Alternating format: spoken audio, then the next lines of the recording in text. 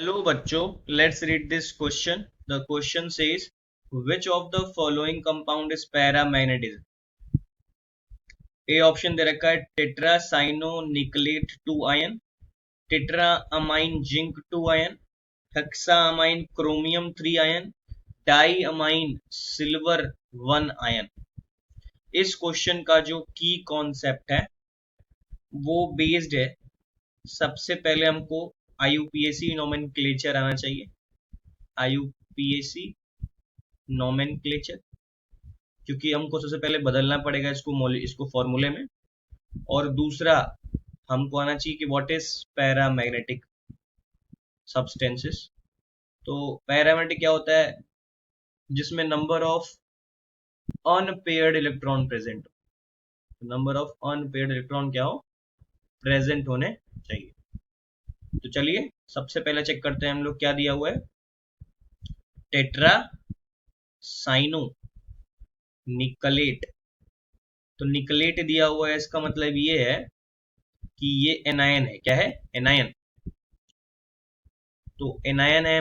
जो मैंने कैसे पहचाना मैंने, क्योंकि यहाँ पे 8 दिया हुआ है, और 8 का मतलब ये होता है कि वो एनायन फॉर्म में एनायनिक है। तो यहाँ पे देखिए निकल का हो जाएगा Na, और यहाँ पे Cn क्या दिया हुआ है?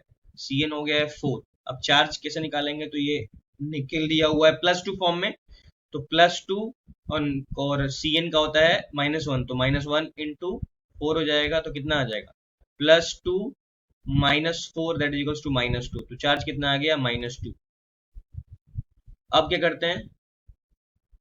अब हम लोग को पता है कि निकल जो है ये +2 स्टेट में है, इसका मतलब इसका इलेक्ट्रॉनिक कॉन्फ़िगरेशन कर लेते हैं। तो जब निकल सिर्फ दिया होता तो क्या होता है? 28 होता है इसका। ये होता है आर्गन, फिर 4s2 3d8 +2 के फॉर्म में है, मतलब आर्गन के साथ क्या आ जाएगा? 3d8।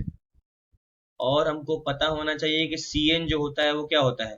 वो होता है स्ट्रॉन्ग फील्ड लिगेंड। तो यहाँ पे क्या होगा कि ये जो 3d8 में है, ऐसे 3d8 में फिलिंग करेंगे 1 2 3 4 5 6 7 8। तो यहाँ पे स्ट्रॉन्ग फील्ड लिगेंड क्या करेगा? इसको पेयर करा देगा। तो ये क्या बन जाएगा? ये बन जाएगा 1 2 3 4 5 6 7 8 पेयर्ड हो गया। तो पेयर्ड हो गया, इसका मतलब ये किस नेचर का है? ये है डायामैग्नेटिक नेचर। डायामैग्नेटिक इन नेचर। अब चलिए हमको और भी चेक करना है। तो अगला चेक करते हैं टेट्राअमाइन जिंक आयन।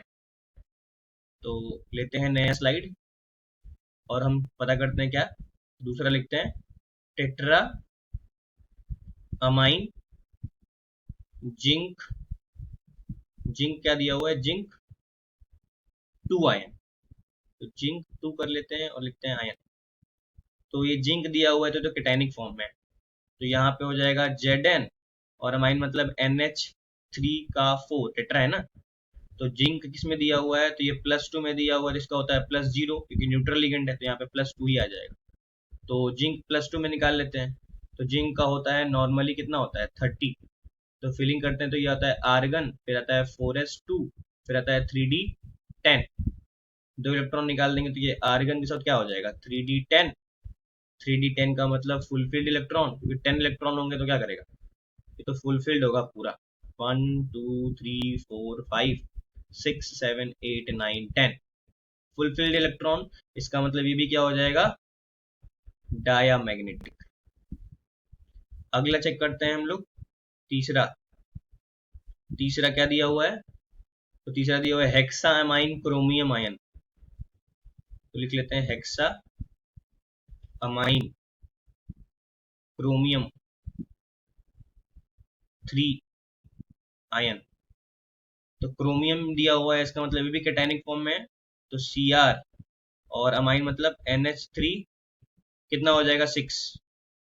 तो ये +3 में दिया हुआ है, तो +3 +0, तो ये भी कितना आ जाएगा? +3 होल आ जाएगा। तो क्रोमियम +3, इसका मतलब तो क्रोमियम का होता है 24। ये हो जाएगा आर्गन के साथ 4s2 3d4, लेकिन ये नहीं होता है, ऐसे होता है 4s1 3d5, ऐसे कुछ होता है। तो 3 इलेक्ट्रॉन निकालेंगे तो क्या हो जाएगा? आर्गन फिर आ जाएगा 3d3। अब 3d3 मतलब क्या हो जाएगा, कितने इलेक्ट्रॉन हो जाएंगे, तो 1 2 3 ऐसे हो जाएगा। अब हमको यहाँ ये भी पता होना चाहिए कि NH3 क्या होता है, वीक फील्ड लिगेंड। तो वीक फील्ड लिगेंड होता है, इसका मतलब पेयरिंग करा पाया क्या, नहीं पेयरिंग नहीं करा पाएगा।